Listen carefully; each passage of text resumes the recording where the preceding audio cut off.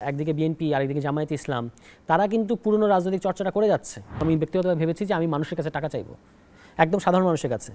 আমার নির্বাচনী টাকা, আপনাদের ইলেকশন আমি করতে চাই, আপনারা আমাকে টাকা দেন। আপনাদের যে দল সেটি অনেকটাই শহুরে দল, প্রতিষ্ঠিত রাজনৈতিক দল, তারাই 14 রকম কথা বলে। আর সেখানে আমাদের এখানে এসছে বিভিন্ন স্ট্রিমের বিভিন্ন কালচারের তরুণ নেতৃত্ব। আপনাদের তো একটা বড় সময় কাটে হচ্ছে বিএনপি সমালোচনা করে। বিএনপির সমালোচনাটা বিএনপির সমালোচনা না, আসলে এটা হলো পুরনো রাজনৈতিক বন্দোবস্তের সমালোচনা। আপনাদের দলের অনেকেরও প্রভাব আছে বলে অভিযোগ রয়েছে, বদলি, বিভিন্ন কাজ পাইয়ে দেয়া। খোঁজ নিয়ে দেখেন বিভিন্ন জায়গায় আওয়ামী লীগের ব্যবসা বাণিজ্যকে কারা শেল্টার দিচ্ছে, অবৈধভাবে কামানো টাকাকে কারা শেল্টার দিচ্ছে। আমন্ত্রণ জানাচ্ছি আমাদের আজকের সোজা সাপটে। আমি নূরে আলম আছি আপনাদের সাথে।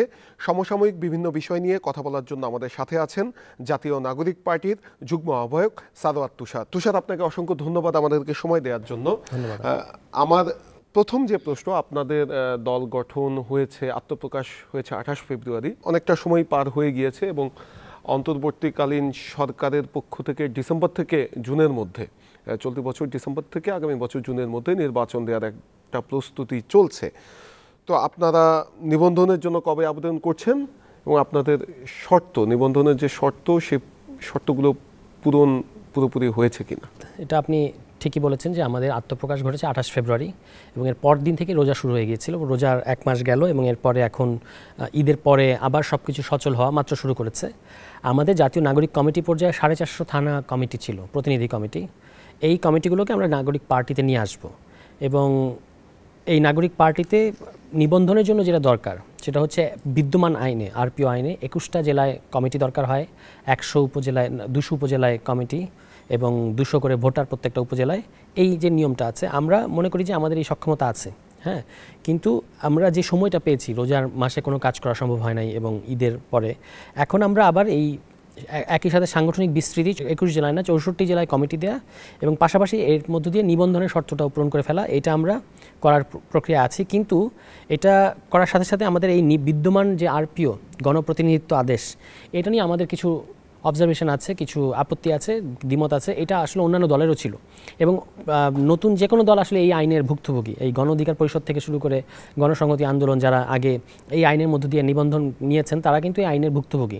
তো সেখান থেকে আমরা অতি শীঘ্রই ইসির সাথে দেখা করব এবং সেখানে আমাদের কিছু অবজারভেশন তাদের সাথে শেয়ার করব। এর মধ্যে প্রধানত হচ্ছে যে নির্বাচন ব্যবস্থা সংস্কার কমিশন যে আরপিও সংশোধনী দিয়েছে, কতগুলো প্রস্তাব করেছে, তার মধ্যে প্রধান এটা হচ্ছে যে 10টা জেলায় কমিটি হলেই হবে এবং সারা দেশে 5000 ভোটার হলেই আপনার হচ্ছে। তাহলে এই যে নতুন সংশোধনী, এটার বাস্তবায়নের জন্য নির্বাচন কমিশন এবং সরকার কি ভাবছে, সরকারের দিক থেকে তারা কোনো নির্দেশনা পেয়েছে কিনা, এই জিনিসগুলো আমরা তাদের কাছে জিজ্ঞেস করব। তো সেগুলো নিয়ে আমাদের আলোচনা করার জন্য আমরা ইসিতে এই শীঘ্রই যাব। এর মধ্যে দিয়ে আমাদের নিবন্ধনের যে স্বাভাবিক কার্যক্রম সেটাও চলতে থাকবে। আরেকটা বিষয় হচ্ছে, আপনারা ঈদের সময় আপনাদের নেতাদের আমরা দেখলাম তারা নিজ নিজ এলাকায় জনসংযোগ করছেন, কেমন সাড়া পাচ্ছেন? বিপুল সাড়া। এবং আমরা এবার ঈদের এই সময়টাকে আমাদের যারা যারা বিভিন্ন এলাকায় গেছেন, গিয়ে আমরা মানুষের সাথে যে কথা বলেছি, মানুষের একটাই প্রত্যাশা যে আমরা যেন আরও ঘন ঘন এবং আরও একেবারে মানুষের ডোর টু ডোর যেন যাই, হ্যাঁ। কারণ মানুষ একটা পরিবর্তনের জন্য মুখিয়ে আছে এবং একটা নতুন দলের কাছ থেকে একটা নতুন দল আসুক এবং যারা ফ্রেশ এবং বিশেষত যারা ছাত্র আন্দোলন করে এসেছে, তরুণ নেতৃত্ব আগে বিভিন্ন ধরনের সামাজিক রাজনৈতিক সংগঠন করেছে এবং সেই অর্থে কোনো ধরনের দুর্নীতি বা বড় ধরনের কোনো কেলেঙ্কারির সাথে তারা যুক্ত না, এই ধরনের মানুষেরা রাজনীতিতে আসছে, ভদ্র যারা এবং একটা ক্লিন ইমেজের পলিটিক্স করতে চায়, তারা রাজনীতিতে আসুক, এটা মানুষের প্রত্যাশা। এবং রাজনীতিটাও হানাহানি দখলদারিত্বের যে রাজনীতিটা আছে, এটার বিপরীতে একটা গঠনমূলক রাজনীতি তারা করবে, এটা হলো মানুষের প্রত্যাশা। তো মানুষ যেটা আমাদের কাছে চায়, প্রচণ্ড সারা তো তারা আমাদেরকে মানে রেসপন্স তারা করেছে, যেটাতে আমরা অনুপ্রাণিত হয়েছি। তারা শুধু যেটা চায় সেটা হলো রেগুলারিটি এবং আরও বেশি বেশি তাদের কাছে যাওয়া, তাদের সাথে কথা বলা, তাদের সমস্যাগুলো শোনা এবং সেটা আবার যেটুকু পারা যায় বাস্তবায়নের জন্য সংশ্লিষ্ট মহলগুলোতে কথাবার্তা বলা। এটা যদি আমরা আরও দায়িত্বশীলতার সাথে করতে পারি, তাহলে মানুষের বিপুল সমর্থন আমাদের দিকে আসবে, এরকম আমাদের এবারের যে ঈদ কেন্দ্রিক যে কর্মকাণ্ড তাতে আমাদের মনে হয়েছে। রাজনীতি বিশেষজ্ঞ যারা আছেন তাদের একটা অভিযোগ আছে যে আপনাদের যে দল সেটি অনেকটাই শহুরে দল, বলা চলে যে ইন্টেলেকচুয়াল একটা হাব সেখানে, বাট ভোটের রাজনীতি তো অনেকটাই আলাদা। মানে আপনাদের যে সাংগঠনিক কাঠামো থেকে শুরু করে যারা আছেন তাদেরকে অনেকটা ইন্টেলেকচুয়াল বলে মনে হয়, কিন্তু ভোটের রাজনীতিতে কতটুকু সফল হবেন বলে আপনারা মনে করেন? এবং রাজনীতি বিশেষজ্ঞরা অনেকেই সবাই না, অনেকেই মনে করেন যে এখন পর্যন্ত সে ভোটের রাজনীতির যে একটা আকার হওয়া উচিত সেটা অনেকটা আপনাদের ভেতরে দেখা যাচ্ছে না। না, এটা তো রেডিমেড হয় না, এটার জন্য অনেক প্রস্তুতি লাগে এবং অনেক সাংগঠনিক কর্মকাণ্ড লাগে, সেগুলো আমরা শুরু করেছি। কিন্তু ভোটের রাজনীতি বলতে একটা কথা বাংলাদেশে প্রচলিত আছে, যেটা মানে হচ্ছে পেশি শক্তি, মাসেল পাওয়ার, আবার টাকা পয়সা ছড়াছড়ি, হ্যাঁ, হানাহানি করা এবং শক্তি দেখিয়ে একটা জিনিস অর্জন করা, ভোট কেন্দ্র দখল করা। এই রাজনীতিতে আমরা সত্যি অপটু, এটা সত্যি। কিন্তু ভোটের রাজনীতি মানে এই না যে আমরা নতুন, আমাদের কোনো সম্ভাবনা নাই। আমরা যদি মানুষকে আরও বেশি যুক্ত করতে পারি তাহলে মানুষ কিন্তু বলছে যে আমাদের ভোটের রাজনীতিতে ব্যাপক সম্ভাবনা আছে, এবং সেটা আমরা বিভিন্ন এলাকায় গিয়ে টেরও পাচ্ছি। আমাদের যারা বিভিন্ন এলাকায় যাচ্ছেন, হাতিয়া, নরসিংদী, পঞ্চগড় সহ ভোলা এবং আরও বেশ কিছু জায়গায়, ঢাকাতেও কয়েকটা জায়গায় যেখানে যেখানে আমাদের কার্যক্রম ব্যাপক পরিমাণে আছে, সেখানে কিন্তু আমরা ভোটের মাঠেরও শক্ত প্রতিদ্বন্দ্বী ইতিমধ্যে হয়ে উঠেছি। 300 আসনে সেটা দেখা যায় যে 15 থেকে 20টা আসনে আপনাদের মানে খুব চেনা মুখ যারা যাচ্ছে বিভিন্ন জায়গায়।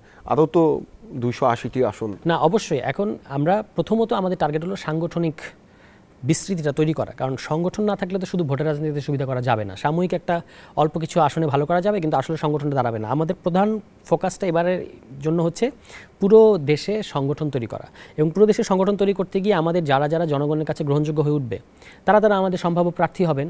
কিন্তু এর মানে আপনি এখনই যে 217 সদস্য বিশিষ্ট কমিটি দেখতে পাচ্ছেন তারা সবাই বিভিন্ন আসনের প্রার্থী, ব্যাপারটা কিন্তু এরকম না, ঠিক আছে?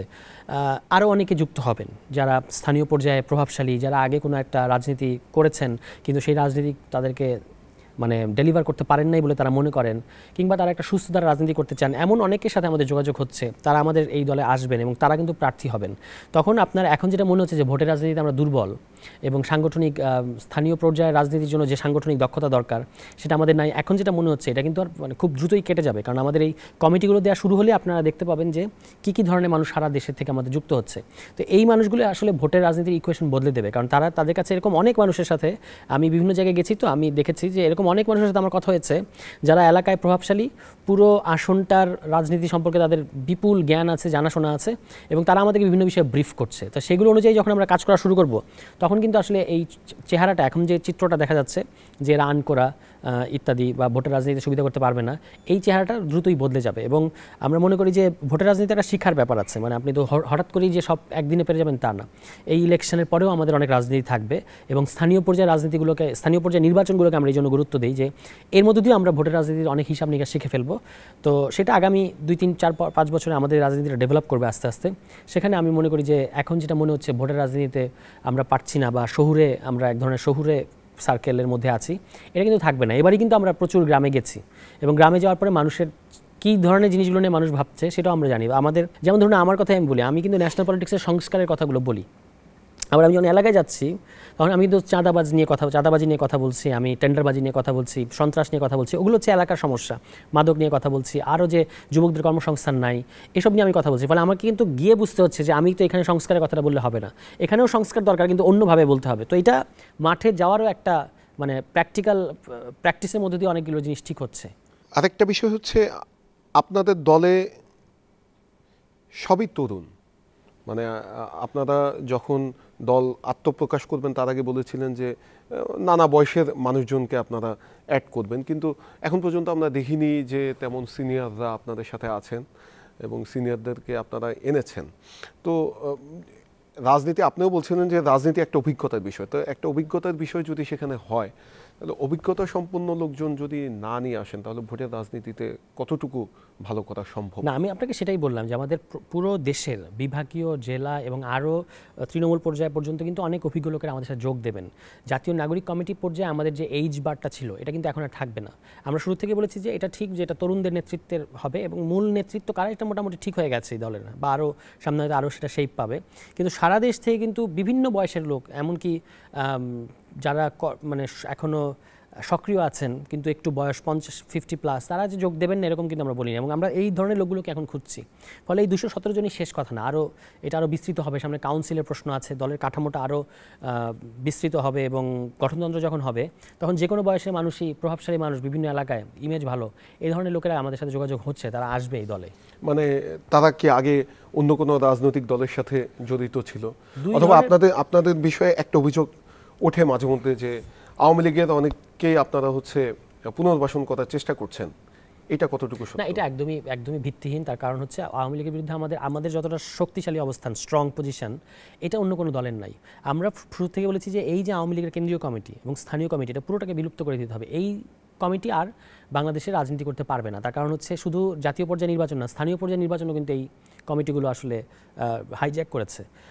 বরং অন্যান্য রাজনৈতিক দলের সাথেই এই আওয়ামী লীগের বিভিন্ন, আপনি খোঁজ নিয়ে দেখেন বিভিন্ন জায়গায় আওয়ামী লীগের ব্যবসা বাণিজ্যকে কারা শেল্টার দিচ্ছে, অবৈধভাবে কামানো টাকাকে কারা শেল্টার দিচ্ছে। আমাদের ক্ষেত্রে কথাটা সত্য না। আমরা মনে করি দুই ধরনের লোক আমাদের এখানে আসবে বা আসছে।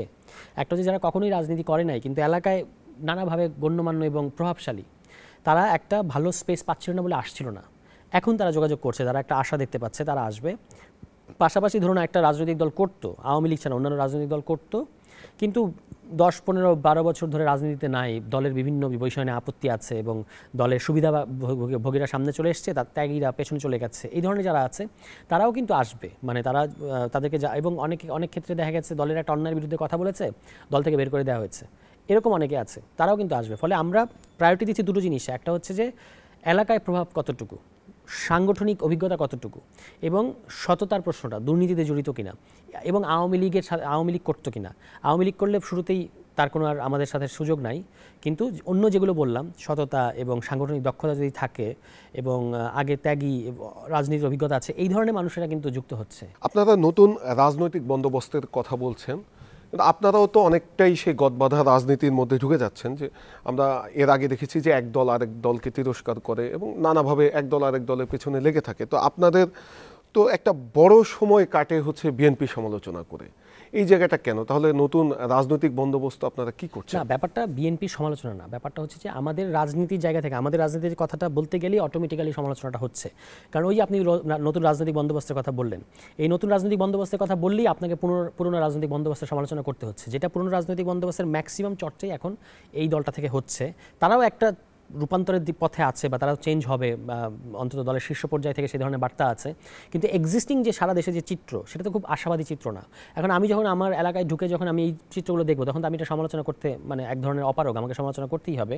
এই সমালোচনা করতে গিয়ে আসলে এই কথাগুলো বলতে হচ্ছে। পাশাপাশি হচ্ছে যে আমাদের তো প্রতিযোগিতাও করতে হচ্ছে। আপনি একটু আগে বললেন ভোটের রাজনীতির কথা, যে ভোটের রাজনীতিতে তো আপনারা এখনও খুব বড় ফ্যাক্টর কি হয়ে উঠতে পেরেছেন কিনা। তা আপনি যখন দেখবেন যে প্রতিদ্বন্দ্বী দুইটা দল, একদিকে বিএনপি আর একদিকে জামায়াতে ইসলাম, তারা কিন্তু পুরনো রাজনৈতিক চর্চাটা করে যাচ্ছে। তো আমাদেরকে ভাবতে হচ্ছে পুরনো রাজনৈতিক ট্রেডিশন থেকে কি কি জিনিস নিয়ে আমরা সেখানে নতুন জিনিস ঢোকাতে পারি। যেমন ধরুন যে পোস্টার, এখন পোস্টার নিয়ে এটা নিয়ে সমালোচনা আছে, কিন্তু আমি একটা নতুন প্রার্থী হিসেবে যখন দেখি যে বিএনপি এবং জামায়াতে ইসলাম দুটোরই আপনার পোস্টার দিয়ে তারা পরিচিত হচ্ছে, আর আমি নতুন প্রার্থী হিসেবে আমার তো তখন প্রতিযোগিতা টিকে থাকার জন্যই করতে হবে। ফলে আমাদের কিন্তু একই সাথে পুরনো রাজনৈতিক বন্দোবস্তের সাথে ফাইট করতে হচ্ছে, আবার নতুন রাজনৈতিক বন্দোবস্তটাকে ইন্ট্রোডিউস করতে হচ্ছে। দুটোই একসাথে সৃজনশীল কায়দা চালাতে হচ্ছে, এটা কোনো শর্টকাট নাই। দুটোর মধ্যে একটা সমন্বয় করে করে আগাতে হচ্ছে। বিএনপির সমালোচনাটা বিএনপির সমালোচনা না, আসলে এটা হচ্ছে পুরনো রাজনৈতিক বন্দোবস্তের সমালোচনা। এই পুরনো রাজনৈতিক যেই করবে তার সাথে সমালোচনা হবে, যেই চাঁদাবাজি করবে সমালোচনা হবে, যারাই ধরুন পেশি শক্তি রাজনীতি করবে সেই সমালোচনা হবে, যারাই বাংলাদেশকে গণতান্ত্রিক সংস্কারের বিপক্ষে দাঁড়াবে তাদের সমালোচনা হবে। এটা জামায়াত সেই ইসলাম এবং অভিযোগটা বিএনপি আপনাদের দলের বিরুদ্ধেও আছে। আপনি যদি দেখেন এখন বিভিন্ন মন্ত্রণালয়ে আপনাদের দলের অনেকেরও প্রভাব আছে বলে অভিযোগ রয়েছে, বদলি, বিভিন্ন কাজ পাইয়ে দেয়া, এই ধরনের নানা অভিযোগ আছে। এবং আপনাদের অনেক জায়গায় নেতাকর্মীদের বিরুদ্ধে কিন্তু এই চাঁদাবাজির অভিযোগও আছে। আমি স্পেসিফিকলি বলছি না, সময় বেশি লাগবে। তো বিএনপিটা বড় দেখায় কারণ তারা বড় রাজনৈতিক দল, তাদের বয়স বেশি। আপনারা নতুন রাজনৈতিক দল, আপনাদের এখন পর্যন্ত আপনারা ওইভাবে মানে সাংগঠনিক কাঠামো দাঁড় করাতে পারেননি, এই জন্য আপনাদেরটা কম আসে। কিন্তু আপনাদের যারা আছে তাদের অনেকের বিরুদ্ধেই তো চাঁদাবাজির অভিযোগ আসে। আমাদের তো এখন এই মুহূর্তে এনসিপির একটাই কমিটি, হচ্ছে কেন্দ্রীয় কমিটি 217 জনের। এর কারো বিরুদ্ধে যদি সুনির্দিষ্ট অভিযোগ আসে তাহলে সেটার ব্যাপারে অবশ্যই আমাদের ব্যবস্থা নেওয়ার মতো প্ল্যান, পরিকল্পনা এবং ব্যবস্থা নিচ্ছি আমরা। আর বাকি যে সমস্ত কথা বললেন, কিছু কিছু এরকম সংবাদ শোনা যায়, তাতে আপনি দেখবেন যে সেটা হলো সমন্বয়ক নামে কেউ করছে, বৈষম্যবিরোধী ছাত্র আন্দোলন নামে করছে, কিংবা কোথাও কোথাও জাতীয় নাগরিক কমিটির নামে করছে। এখন এই সমন্বয়ক যে ব্যাপারটা, বৈষম্যবিরোধী ছাত্র আন্দোলন তো একটা আন্দোলনের প্ল্যাটফর্ম ছিল, এখানে অনেক ধরনের মানুষ ঢুকে গেছে এবং এদের মধ্যে অনেকে কিন্তু আপনার এই জিনিসটাকে এখন ব্যবহার করছে, কোথাও কোথাও এগুলো স্যাবোটাইজ করছে, এরকমও আমরা দেখতে পেয়েছি যে বৈষম্যবিরোধী ছাত্র আন্দোলনের ব্যানার ব্যবহার করে আপনার এখানে ছাত্রলীগ কিংবা অন্য কোনো ছাত্র সংগঠন এরাও করেছে, এগুলো রিপোর্ট আমাদের কাছে আছে। তবে এইটা বলার মধ্যে দিয়ে আমরা আমাদের দায় কোনোভাবেই এড়াতে চাই না। যদি কোনো সুনির্দিষ্ট অভিযোগ থাকে সেটা আমরা অবশ্যই করবো। এখন মন্ত্রণালয়ের অভিযোগের ব্যাপারে এটা আমরাও শুনেছি, মন্ত্রণালয় এখন আপনি একটু সত্যিকার অর্থে খোঁজ নিয়ে দেখেন ছাত্রদের আসলে সেই অর্থে তেমন কোনো আনাগোনা কিংবা সেই অর্থে প্রভাব যে আছে তা না। কিছু কিছু ক্ষেত্রে জনসংশ্লিষ্ট ইস্যুতে আমরা মানে তাদেরকে অনুরোধ করেছি মন্ত্রণালয়কে, যেমন আমি নিজে রেল মন্ত্রণালয়ে একটা অনুরোধ করেছি যে একটা কমিউটার ট্রেন যেন অমুক স্টেশনে থামে, তারা কথা শুনেছে। তো এটা তো জনসংশ্লিষ্ট ইস্যু, এই ধরনের ইস্যুতে আমাদের কেউ কেউ কথা বলে থাকতে পারে, কিন্তু যদি সুনির্দিষ্ট অভিযোগ থাকে যে প্রভাব বিস্তার করে বদলি পদোন্নতি ইত্যাদিতে তারা কাজ করছেন, তাহলে অবশ্যই তার বিরুদ্ধে ব্যবস্থা নেওয়া হবে। আমি এখনও পর্যন্ত আমার কাছে এই ধরনের তথ্য নাই। বিএনপিরটা ম্যাসিভ এবং বিএনপিটা সিস্টেমেটিক, এই জন্য এটা নিয়ে সমালোচনা আসে, দুটো কিন্তু আলাদা। একটা হলো সিস্টেমেটিক, মানে এটা পুরো দলের পলিটিক্যাল কালচারের সাথেই এখনও পর্যন্ত সম্পর্কিত। আরেকটা জিনিস হচ্ছে যে কেউ কেউ এই ব্যানারটা ব্যবহার করে করতে চাইছে আমাদের ক্ষেত্রে, তো সেটার ক্ষেত্রে আমরা অবশ্যই এগুলো আমাদের এখানে মানে জায়গা পাওয়ার কোনো স্কোপ নাই, এরা আপাতত করতে পারছে কিন্তু এগুলো আসলে টিকবে না। তো এই দুটো মিলিয়ে আমাদেরকে আগাতে হচ্ছে এবং আমাদের যেটা হলো যে দলের মূল নেতৃত্ব বা মূল যে কেন্দ্রীয় কমিটি এসবের বিরুদ্ধে তাদের খুব শক্ত অবস্থান আছে, ফলে এটা খুব সুবিধাজনক হবে না। আপনাদের যদি দেখেন যারা শীর্ষ নেতা অনেকেই আছেন যাদের লাইফস্টাইল নিয়েও প্রশ্ন উঠছে এবং যাদের আগের বক্তব্য এবং এখনকার জীবন ধারণ আর্থিক অবস্থা সেগুলো নিয়েও কিন্তু সামাজিক যোগাযোগ মাধ্যমে ক্রমাগত নানা সমালোচনা হচ্ছে, সেই বিষয়গুলো নিয়ে আপনারা কি বলবেন? না, যাদের আমি বললাম যে শেষ পর্যন্ত যে 5 আগস্টের আগে যার এক ধরনের অর্থনৈতিক অবস্থা ছিল, আমি স্পেসিফিকলি কারো নাম নিচ্ছি না, 5 আগস্টের পরে দেখা যাচ্ছে সে গাড়িতে ঘুরছে অথবা এলাকায় বিশাল রোড শো করছে, তো এগুলোর টাকা কোথা থেকে আসে? রোড শোর ক্ষেত্রে, রোড শোর যে প্রসঙ্গটা, রোড শোর ক্ষেত্রে কিন্তু এটা বলা হয়েছে যে এমন ধরা যাক উনি সৈয়দপুরে নেমেছেন, কিছু লোক এমনিতে অতি উৎসাহী, কিছু লোক কিছু গাড়ি ভাড়া করে তারা চলে এসেছে, আর কিছু তিনি নিয়ে গেছেন। তো সব মিলিয়ে কত খরচ হয়েছে না হয়েছে এর হিসাব তিনি দিয়েছেন। তবে আমরা অবশ্যই মনে করি যে জিনিসগুলো যেগুলো দৃষ্টিকটু এবং যেগুলোর ব্যাপারে মানুষের দীর্ঘদিনের রিজার্ভেশন আছে ওই প্র্যাকটিসে না যাওয়াই উচিত। এবং এটা আমাদের দলগত কোনো কালচার না, কিন্তু কেউ কেউ ব্যক্তিগতভাবে করার চেষ্টা করছে এবং ওই ব্যাপারটা যে পুরনো পলিটিক্যাল কালচারের সাথে ফাইট করা বা প্রতিযোগিতা করা, আবার নতুন কালচারটাকে অনেকের সাথে সাথেই নেয়ার মতো থাকে না। ধরুন আমিও কিন্তু এলাকায় যাচ্ছি, আমাকে নিয়ে এই ধরনের কথা উঠছে না, আমি প্রচুর মানুষের সাথে কথা বলছি, হেঁটে হেঁটে বিভিন্ন জায়গায় যাচ্ছি, এটা নিয়ে কখনো কোনো প্রশ্ন ওঠে নাই। তো এটা অনেক ক্ষেত্রে ওই ব্যক্তির উপর নির্ভর করে। এবং যখন দেখবেন আপনি পুরো দলের, যেমন আমাদের সদস্য সচিব, তিনি কিন্তু ওই কাভার্ড ভ্যান না কি একটা আপনার অটো, সে অটোতে করে তার এলাকায় ঢুকেছেন এবং এটা ব্যাপকভাবে মোটামুটি প্রশংসিত হয়েছে যে এটা দিস ইজ সিম্পল। এই ধরনের সিম্পল আমরা দেখুন শোডাউন দেওয়া যাবে না আমি মনে করি না।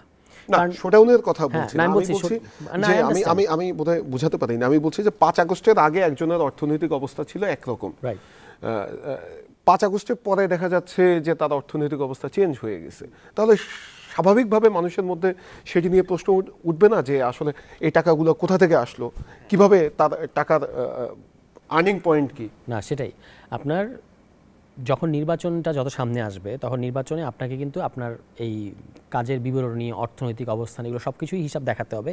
তো কোনো অর্থনৈতিক দুর্নীতি করে কেউ পার পাবে আমার কাছে এরকম মনে হয় না। যাদের ব্যাপারে এই ধরনের প্রশ্ন উঠছে তারাই এটা মুখোমুখি হয়ে তাদেরকে উত্তর দিতে হবে। কিন্তু আমাদের দলের অবস্থান হচ্ছে আমরা এখনও পর্যন্ত স্বচ্ছতার ভিত্তিতে এবং জনগণ যেই ধরনের রাজনীতি পছন্দ করে সেই ধরনের রাজনীতি করে আমরা আগাতে চাই। এবং নিবন্ধন প্রক্রিয়ার মধ্যে আমরা আমাদের যারা ক্যান্ডিডেট হবে তারা তাদের আর্থিক সোর্স কীভাবে তারা খরচ করছেন এগুলো সমস্ত হিসাবেই তখন তারা দেবেন। এবং সেটা কিন্তু এখন যেহেতু দুর্নীতি দমন কমিশন আগের তুলনায় অনেক বেশি স্বাধীন, তারা এটা নিয়ে কাজ করতে পারবে। আপনাদের দলের বিষয়ে আরেকটি অভিযোগ হচ্ছে আপনাদের মূল জায়গাটা কোথায়? দেখা যাচ্ছে আপনি একটা কথা বলছেন, আপনার সেই কথাকে আরেকজন ডিজোন করছে, অথবা আরেকজন আরেক রকম কথা বলছে, আপনি এক ধরনের কথা বলছেন। আমি জাস্ট আপনাকে উদাহরণ হিসেবে দিচ্ছি, এটা নট ফর যে আপনিই সেটা, একজন একটা বলছে আরেকজন আরেকটা বলছে। তাহলে মানুষ আসলে কোন পয়েন্টে আপনাদের উপরে আস্থা রাখবে, কোন জায়গাটাতে আপনাদের উপরে আস্থা রাখবে? না, কিছু জিনিস মানুষ অনেকভাবে পড়ে, মানে একটা হলো শুধু আপনার কাছে একটা কাগজ আছে, সেই কাগজের দফাগুলো আছে, আপনি এটা পড়লেন, এটা এক ধরনের পড়া, আক্ষরিক পড়া যেটা বলে। আরেকটা হচ্ছে মানুষ নিয়ত পড়ে ফেলতে পারে, বাংলাদেশের জনগণের এই সক্ষমতা আছে। ফলে আমাদের নিয়তটা মনে করি স্পষ্ট হয়েছে জনগণের কাছে। এর বাইরে একটা দলের অবশ্যই গঠনতন্ত্র দরকার, ইশতেহার দরকার, লিখিত কিছু কর্মসূচি দরকার, সেগুলো নিয়ে আমাদের কাজ চলছে। এই অন্তর্বর্তী সময়কালে মানে দলের ওই গঠনতন্ত্রটা পাবলিশ হওয়ার আগে, কর্মসূচিগুলো আসার আগে এই জিনিস যেটা হচ্ছে এটা খুব অস্বাভাবিক না। তার কারণ হচ্ছে আপনি দেখবেন যারা প্রতিষ্ঠিত রাজনৈতিক দল তারাই 14 রকম কথা বলে, আর সেখানে আমাদের এখানে এসছে বিভিন্ন স্ট্রিমের, বিভিন্ন ধরনের ওরিয়েন্টেশন, বিভিন্ন কালচারের মানে তরুণ নেতৃত্ব, তারা সবাই একটা টিউনে যেতে আরও কিছু সময় লাগবে। সব মিলিয়ে যদি আপনি দেখেন ওই গণঅভ্যুত্থানের পরে আজকে পর্যন্ত সব মিলিয়ে এখনও 1 বছর হয় নাই, এখনও 8 মাস। ফলে এটা শেপ পাচ্ছে আস্তে আস্তে। এই শেপ পাওয়ার আগে কিছু কিছু এরকম ঘটবে, এটা খুব বেশি, এটা হয়তো মাঠের রাজনীতির থেকে ফেসবুকের রাজনীতিতে বেশি সক্রিয়। হ্যাঁ, মানে এটা নিয়ে আমাদের মধ্যে অনেকবার কথা হয়েছে যে ফেসবুকটা আমরা শুধুমাত্র ব্যবহার করব হচ্ছে কমিউনিকেশনের স্বার্থে এবং দলের প্রচারণার ক্ষেত্রে। তার বাইরে যে কিছু কিছু অনাকাঙ্ক্ষিত ঘটনা ঘটে গেছে, যে মানে ব্যক্তিগতভাবে বিভিন্ন পোস্ট দিয়ে ফেলা, এগুলোর ব্যাপারে আমাদের অবস্থান আছে যে দলের কথাটা দলের ফোরামের মধ্যে আমরা সর্ট আউট করবো, এগুলো নিয়ে আমরা ফেসবুকে যাব না। এটার ব্যাপারে ওই যে আমরা যে গঠনতন্ত্র এবং যে নীতিমালাটা করছি, কোড অফ কন্ডাক্ট, এটা হয়ে গেলে আপনার আরও বেশি সবাই স্পষ্টতা পাবে, গাইডলাইনটা পাবে। এখন অনেকটা কিছু ক্ষেত্রে গাইডলাইনের অভাব আছে, ফলে তাৎক্ষণিকতার মধ্যে আছে। আবার সবাই তো আন্দোলন করে আসা, আন্দোলনের মেজাজ আর রাজনৈতিক দলের মেজাজের মধ্যে একটা পার্থক্য আছে। এগুলো নিয়ে এক ধরনের আমি বলবো যে ভাঙা করার মধ্যে দিয়ে কিন্তু একটা জায়গায় শেপ পাচ্ছে এবং সেটা খুব শৃঙ্খলার মধ্যে চলে আসবে। আরও দলটার আরও যদি আপনি 2-2.5 মাস একটু যেতে দেন, দেখবেন যে সকল কিছু একটা স্ট্রাকচারের মধ্যে চলে এসেছে। আপনাদের যে একজন আরেকজনকে সমালোচনা করা হয় ফেসবুকে, আমরা দেখছি যে যেটা আমি বলছিলাম যে মানে যেটা আপনারা দলের ভেতরে আলোচনা করতে পারেন কিন্তু সেটা আপনারা প্রকাশ্যে নিয়ে আসছেন, এটাকে অনেকে বলছে যে এটা এক ধরনের মার্কেটিং পলিসি। আর দলের তাহলে গোপনীয়তা অথবা দলের মানে বাংলাদেশে ভোটের রাজনীতিতে একটা সংস্কৃতি রয়েছে যে দলের ঐক্যবদ্ধতা এটা কিন্তু প্রকাশ করতে হয়, তো সেই জায়গাটাতে তো অনেকটাই ঘাটতি। মানে অনেক কি আপনাদের মার্কেটিং পলিসি? না, মার্কেটিং পলিসি না, অনেক জায়গায় ঘাটতি আছে। আর যারা ফেসবুকে জনপ্রিয় বেশি, তাদের উপর আবার তাদের অডিয়েন্সকে স্যাটিসফাই করার একটা চাপ থাকে, সেখান থেকে অনেকগুলো ঘটনা ঘটছে। এটা মার্কেটিং পলিসি না। কিন্তু আমরা যেটা আপনি বলেছেন আমি এটার সাথে কমপ্লিটলি একমত যে দলের একটা ঐক্যবদ্ধ পজিশন দেখাতে হয়। ভেতরে সমালোচনা থাকতে পারে, নিজেদের মধ্যে একটা ঐক্যবদ্ধ পজিশন থাকতে হয়। এটা কোনো কোনো ক্ষেত্রে এটা ব্যত্যয় ঘটেছে, কিন্তু সেটা সামনে আর ঘটবে এরকম আমার কাছে মনে হয় না। আমরা ওই কোড অফ কন্ডাক্টটা তো হয়ে গেছে, এগুলো আমরা এখনই হয়তো আপনাদের সামনে দেখাতে পারছি না, কিন্তু এগুলো সবই কিন্তু হয়ে গেছে। এটা আমি খুব দায়িত্ব নিয়ে বলতে পারি যে কোড অফ কন্ডাক্ট, গঠনতন্ত্র এবং কর্মসূচিরও কাজটাও অনেক দূর এগিয়ে গেছে। এগুলো খুব শীঘ্রই একটা, এবং ফাইন্যান্স পলিসি, এই জিনিসগুলো হলো একটা দলের খুব ফান্ডামেন্টাল জিনিস, যেগুলো মানে যখন প্রকাশিত থাকবে তখন এটার বাইরে যারা করবে তাদের বিরুদ্ধে শৃঙ্খলা ভঙ্গের দায়ে মানে বিভিন্ন ধরনের মানে ব্যবস্থা নেওয়া যাবে। তখন এটা অন্যদের জন্য একটা মেসেজ তৈরি হবে। আমরা মনে করি যে এইগুলো আমরা, যেটা আমি বললাম যে আগামী 2-2.5 মাসের মধ্যে এইগুলো একটা প্রপার স্ট্রাকচারিংয়ের মধ্যে চলে আসবে। দলের অর্থায়ন হচ্ছে কোথা থেকে? রমজান মাসে আমরা দেখলাম আপনারা ইন্টারকন্টিনেন্টাল ইফতার করেছেন, যেটি নিয়ে সামাজিক যোগাযোগ মাধ্যমে অবশ্য আপনাদের চোখেও পড়েছে, নানা সমালোচনা হয়েছে বিপ্লব পরবর্তী অথবা গণঅভ্যুত্থান পরবর্তী যেটিকে বেস করে আপনারা দল করছেন। তো সেখানে এটা অনেকে ভালোভাবে নেয়নি, অনেকেই ভালোভাবে নেয়নি, আবার অনেকের ভিন্ন মত আছে। আপনারা কি বলবেন এবং আপনাদের অর্থনৈতিক বিষয় নিয়ে আপনারা কতটা স্বচ্ছ দলীয়? আমি বলছি যে দলীয় অর্থনৈতিক অবস্থা। প্রশ্নটা হলো যে একটা হলো যে ইন্টারকন্টিনেন্টালে কোনো ইফতার করা যাবে কিনা, এটা হচ্ছে একটা প্রশ্ন। দ্বিতীয় হচ্ছে এটা অর্থটা কোথা থেকে আসছে, এটা অনেকেই ভালোভাবে নেয়নি। আমরা আপনি দেখেছেন নিশ্চয়ই যে আমরা একটা হালখাতা প্রোগ্রাম কর্মসূচি হাতে নিয়েছি। এইখানে আমরা আমাদের মার্চ মাসে মানে রোজার মাসে আমাদের পুরো সংগঠনের আর্থিক ব্যয়ের হিসাবটা আমরা সংবাদ সম্মেলন করে দিতে যাচ্ছি, এবং আমাদের একটা ওয়েবসাইট হয়েছে, ব্যাংকিং অ্যাকাউন্ট হয়েছে, বিকাশ অ্যাকাউন্ট হয়েছে। আমরা এবং আমাদের প্রত্যেক সদস্যদেরকে ন্যূনতম 5 থেকে 10,000 টাকা দেওয়ার, মানে গত মাসের জন্য একটা বাইন্ডিংস ছিল ব্যাপারটা, সবাই এটা দিয়েছে, মানে 217 জন মেম্বার, বেশিও দিয়েছে, অনেক বেশিও দিয়েছে, এরকমও কিন্তু অনেকেই আছে। এর মধ্যে দিয়ে আমরা কিভাবে খরচটা নিশ্চিত করলাম সেটা আমরা হিসাবটা দেবো, এবং সামনে কিভাবে টাকাগুলো আসবে, ক্রাউড ফান্ডিংয়ের কথা যেটা আমরা বলছি, এটাও আপনি দেখতে পাবেন আমাদের ওয়েবসাইটে গেলে। ফলে আর্থিক স্বচ্ছতার বিষয়ে আমরা অন্য কোনো রাজনৈতিক দলের এই ধরনের কোনো ওয়েবসাইট নাই, কীভাবে তার টাকা আসে এটা এখনও পর্যন্ত নাই। আমরা এই কালচারটা শুরু করতে চাচ্ছি। ইন দ্য মিন টাইম আমাদের কিছু খরচ তো করতে হয়েছে, যেহেতু আমরা রাজনৈতিক দল করতে এসেছি, আমাদের কোনো শুভাকাঙ্ক্ষী নেই এরকম না, ঠিক আছে? আমরা কোনো মাফিয়ার কাছ থেকে তো টাকা নিচ্ছি না, কিন্তু আমাদের কিছু শুভাকাঙ্ক্ষী আছে যাদের আবার নাম প্রকাশে মানে স্পর্শকাতরতা আছে, ঠিক আছে? মানে আমাদের দিক থেকেও আছে, তাদের দিক থেকেও আছে। আর যে যত যাই বলেন যে এটা বলা খুব, প্রশ্ন করা খুব সহজ যে আপনি নাম জানাচ্ছেন না কেন, কিন্তু এটা তো তার জন্য একটা থ্রেটের বিষয়। বাংলাদেশে বিদ্যমান রাজনৈতিক কালচারে আমি যদি বলে দিই যে অমুক লোক আমাকে ধরা যাক 3 লাখ টাকা দিয়েছে আমাদের দলকে, তার পরবর্তীতে সেফটি কি? এই সেফটি এখনও নাই। ফলে যদি এরকম হয়, আমরা প্রস্তুত আছি আমাদেরকে কারা কত টাকা দিয়েছে, এবং যখন আপনার অডিটের ব্যবস্থা আমরা কিন্তু ইন্ডিপেন্ডেন্ট অডিটের ব্যবস্থা করছি, তো যদি সকল দল তাদের কারা কারা টাকা দেয়, ডোনেশন দেয়, সেটা যদি তারা মানে সামনে জনগণের সামনে আনে, আমরাও করতে প্রস্তুত আছি, কিন্তু আমরা একা করতে পারবো না এই মুহূর্তে। এটা প্রার্থীদের নির্বাচন করতেও তো টাকা লাগবে। হ্যাঁ, এখন যেটি হচ্ছে বাংলাদেশের সংস্কৃতিতে একটি চেয়ারম্যান নির্বাচন করতে গেলেও কোটি কোটি টাকা খরচ হয়ে যায়। তো আপনারা এটা আমাদের বলছেন জন্য 300 আসনে নির্বাচন করবেন, সেই টাকার যোগানটা কিভাবে? এটা আমাদের জন্য একটা বড় চ্যালেঞ্জ এবং এই জন্য আমরা নির্বাচন ব্যবস্থা সংস্কারের ব্যাপারে খুব অনমনীয়। যেমন দেখবেন আপনি সম্ভবত একটা আইন আসতে যাচ্ছে যে পোস্টারিং করতে পারবেন না, মানে একটা সুনির্দিষ্ট স্টেজ থাকবে, ওখানেই এসে আপনাকে প্রচারণা করতে হবে সকল দলকে বিভিন্ন দিনে, আপনাকে আগে থেকে অ্যাপয়েন্টমেন্ট নিতে হবে, প্লাস আপনি পোস্টার করতে পারবেন না, পোস্টার দিয়ে ছেয়ে ফেলা হয়, এগুলো করতে পারবেন না। বেশিরভাগ হানাহানি মারামারির পেছনে এটার একটা ভূমিকা আছে। এগুলো অনেকগুলো আইন নির্বাচন কমিশন করছে, আমরা এটা ফুললি এটাকে সাপোর্ট করি। তার কারণ হচ্ছে আমাদের মধ্যে যারা নতুন দল এবং টাকা নাই তাদের জন্য হচ্ছে একটা লেভেল প্লেয়িং ফিল্ড, যাদের অনেক টাকা আছে আমরা ইতিমধ্যে অনেক পিছিয়ে তাদের সাথে, আবার তাদের কর্মী বাহিনী আছে বিরাট। তো আমরা মনে করি এই যে লেভেল প্লেইং ফিল্ড করার জন্য যে সংস্কারগুলোর কথা নির্বাচন কমিশন ভাবছে এগুলোকে আমরা সাপোর্ট করি। তবু আমরা ধরেন যেমন আমি নিজে ব্যক্তিগতভাবে ভেবেছি, এটা নিয়ে আমরা এখনো দলীয়ভাবে সিদ্ধান্ত নিই নাই, কিন্তু আমি ব্যক্তিগতভাবে ভেবেছি যে আমি মানুষের কাছে টাকা চাইবো, একদম সাধারণ মানুষের কাছে, আমার নির্বাচনী টাকা, আপনাদের ইলেকশন আমি করতে চাই, আপনারা আমাকে টাকা দেন, ঠিক আছে? এরকম করে অনেকে অনেক জায়গায় করবে, মানে ক্রাউড ফান্ডিং স্থানীয় পর্যায়েও। আবার ধরুন কিছু স্বচ্ছ মানুষ তো এলাকায় থাকে যারা হচ্ছে একটা ভালো রাজনীতির পেছনে অর্থ খরচ করতে চায়, তো তারা আমাদেরকে অর্থ দিবে। আপনি নির্বাচন কমিশনেই বৈধভাবে একজন ব্যক্তি 20 লাখ টাকা দেওয়ার বিধান আছে। তো এই জিনিসগুলো করে করে আমাদেরকে আগাতে হবে। এটা চ্যালেঞ্জিং, আমি বলতেছি আবারও, কিন্তু যদি মিনিমাম একটা লেভেল প্লেইং ফিল্ড তৈরি হয় তাহলে এবার ইলেকশনে কালচারটা বদলে যেতে পারে। প্লাস আমরা যেহেতু তরুণ, আমরা অনেক বেশি মানুষের ডোর টু ডোর যেতে পারবো, অনেকে টাকা দিয়ে পৌঁছাবে, আমরা আমাদের মানে ফিজিক্যালি আমরা পৌঁছাবো তাদের কাছে এবং আমরা বলবো যে আমরা এই দুর্নীতিগ্রস্ত রাজনীতি করতে চাই না। তখন জনগণ সিদ্ধান্ত নেবে। খুব কঠিন কিন্তু অসম্ভব না যে আপনার কাছে টাকা নাই কিন্তু আপনি পারবেন না, এটা একেবারে কঠিন না। উদাহরণ আছে বাংলাদেশে এরকম। আমরা একদমই শেষের দিকে, শেষ দুটি প্রশ্ন আছে, যেটি হচ্ছে যে গণ অভ্যুত্থানে যারা শহীদ হয়েছেন এবং এইসব হত্যাকাণ্ডের সাথে যারা জড়িত তাদের বিষয়ে সরকারের অবস্থান অথবা এখন পর্যন্ত তাদের বিচার কাজ নিয়ে আপনারা কতটুকু সন্তুষ্ট? বিচার নিয়ে আমাদের মানে সরকারের যথেষ্ট পরিমাণ অগ্রগতি নাই আমরা মনে করি। যদিও এটা একটা টেকনিক্যাল কারণে তারা বলবেন যে এটা তো বিচার বিভাগের প্রশ্ন বা ট্রাইব্যুনাল কাজ করছে, কিন্তু সরকারের একটা চাপ থাকা উচিত, তাগিদ থাকা উচিত। একটা গুরুত্বপূর্ণ বা তাৎপর্যপূর্ণ মামলারও এখন পর্যন্ত মানে সেই অর্থে কোনো মানে পরিণতি পায় নাই। এটা আমাদেরকে বেশ ভাবিয়ে তুলছে। এই জন্য আমরা সিদ্ধান্ত নিয়েছি যে আমরা ট্রাইব্যুনালের সাথেও দেখা করব এবং বিচারের দাবিতে সংস্কার, আমাদের যে নেক্সট যে কর্মসূচি আসতে যাচ্ছে বিচার এবং সংস্কারটাই মুখ্য থাকবে, যে সেখানে এবং বিচারের দাবিটা যদি আরও চাপ তৈরি করা যায় তখন অনেকটা ঢিলেঢালা হয়ে গেছে তো ব্যাপারটা, এটা আরও মানে বিচারের প্রশ্নটা যে জুলাই গণঅভ্যুত্থানের প্রধান এজেন্ডা, প্রধান সংস্কার, বিচারটাই কিন্তু প্রধান সংস্কার। আমরা অনেকগুলো সংস্কার কথা বলছি কিন্তু বিচার হওয়াটা কিন্তু একটা বড় সংস্কার, যেটা জাতীয় সংঘের রিপোর্টেও এসেছে যে বিচারটা হওয়ার তারা কীভাবে বিচার করতে হবে সেটাও তারা বলেছে। এই জিনিসগুলো নিয়ে আমরা মাঠে কর্মসূচিতে আসলে আমার কাছে মনে হয় যে সরকার এবং যারা ট্রাইব্যুনাল তাদের উপর একটা চাপ তৈরি হবে আর কি, এবং তারাও যে ভিতরে ভিতরে অনেক প্রতিবন্ধকতা ফেস করছে এটাও কিন্তু মানে সত্য। দেশ থেকে যে আওয়ামী লীগের একদম চিহ্নিত যারা, আমরা দেখেছি জুলাই গণঅভ্যুত্থানে ছাত্র জনতার বিপক্ষে যারা অবস্থান নিয়েছিল তাদের অনেকেই পালিয়ে গিয়েছে, এটি কি সরকারের ব্যর্থতা না? সরকারের ব্যর্থতা। আবার একটা জিনিস মানে খেয়াল করতে হবে যে আগে যেটা ছিল আওয়ামী লীগ আমলে, রাষ্ট্র, সরকার, স্টেট অ্যাপারেটাস, বিভিন্ন দমনমূলক স্টেট অ্যাপারেটাস সব মিলে একটা সিন্ডিকেট দল, এই সব মিলে একটা সিন্ডিকেট, ফলে যে কোনো একটা জায়গা থেকে একটা কর্মকাণ্ড হলো এদের সবার দায়।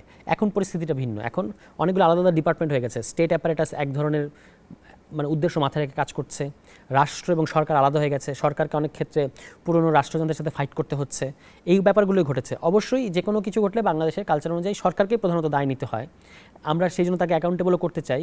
কিন্তু ভেতরে পাওয়ারের যে অনেকগুলো ব্লক, তাদের যে বিভিন্ন বিপরীতমুখী ইন্টারেস্ট, এটাও কিন্তু মাথায় রাখতে হবে এবং এই কারণে অনেক কিছু ঘটেছে যেটা হয়তো সামনে আমাদের এই প্রশ্নগুলো আরও সামনে আসবে। যেমন ধরুন এটা একটা খুব গুরুত্বপূর্ণ ব্যাপার যে যখন তারা আয়নাঘর ভ্রমণ করতে গেল ডক্টর ইউনূসের নেতৃত্বে, সেখানে মানে বোমা প্লান্ট করে রাখা হয়েছিল, কারা করেছিল, কি করেছিল, এই প্রশ্নগুলো যে এখন আপাতত চাপা পড়ে গেছে কিন্তু এগুলো কিন্তু আসবে, ঠিক আছে? ফলে যারা এগুলোর সাথে জড়িত তারা যত শক্তিশালী হোক এটা তাদেরকে জবাব দিতে হবে, কারণ গণঅভ্যুত্থানের মধ্য দিয়ে জনগণের সার্বভৌমত্বটা প্রতিষ্ঠিত হয়েছে, যেটা ফর দ্য টাইম বিং মনে হচ্ছে যে জনগণ আবার চলে গেছে, ফলে আমরা আবার পুরনো পাওয়ার। তাহলে আপনি কি বলতে চাচ্ছেন যে সরকারের ভেতরেও ষড়যন্ত্রকারীরা সরকার না, আমি বলছি যে এই গণঅভ্যুত্থানের পরে পাওয়ার একটা বড় প্রশ্ন, মানে একটা হলো এক পাওয়ারের অনেকগুলো ব্লক, অনেকগুলো ইনস্টলমেন্ট আছে, জনগণ একটা পাওয়ার, আবার হচ্ছে আপনার স্টেটের বিভিন্ন অ্যাপারেটাস আছে, আমলাতন্ত্র আছে, সরকার আছে, রাষ্ট্র আছে, রাজনৈতিক দল আছে, প্রত্যেকের আলাদা আলাদা এজেন্ডা এবং ইন্টারেস্ট আছে, এই মিলেই কিন্তু ঘটছে। মানে কতটুকু জনগণের স্বার্থ সংশ্লিষ্ট যেগুলো সেগুলো কিছুটা এগিয়ে যায়, আবার এই পুরনো পাওয়ার কিন্তু ফ্যাসিবাদী ব্যবস্থা যেটাকে আমরা বলেছি এটাও কিন্তু রয়ে গেছে। এইটা সবসময় একটা ফাইট চলছে, এর মধ্যে দিয়ে আমাদেরকে এগিয়ে যেতে হবে এবং জনগণের এজেন্ডাটাকে সামনে নিতে হবে। সরকার যতক্ষণ পর্যন্ত জনগণের এজেন্ডাটাকে সামনে রাখবে বা প্রধান করবে, আমরা ততক্ষণ পর্যন্ত সরকারকে সমর্থন দেব। আর যখন দেখবো যে আমরা এটা জনগণের স্বার্থ বিরোধী, তখনই কিন্তু আমরা সেটার বিরুদ্ধে অবস্থান নেব। ফলে এই পাওয়ারের এই মানে মানে সংঘাত বা দ্বন্দ্বটা কিন্তু কখনো নীরবে, কখনো প্রকাশ্যে, কখনো অপ্রকাশ্যে ঘটে চলছে এবং এটা ঘটবে। এর মধ্য দিয়ে আসলে বাংলাদেশ একটা গণতান্ত্রিক জায়গায় পৌঁছাবে। আপনাকে অসংখ্য ধন্যবাদ সাদওয়াত তুষার। আমরা সমসাময়িক বিভিন্ন বিষয় নিয়ে কথা শুনছিলাম জাতীয় নাগরিক পার্টির যুগ্ম আহ্বায়ক সাদওয়াত তুষারের।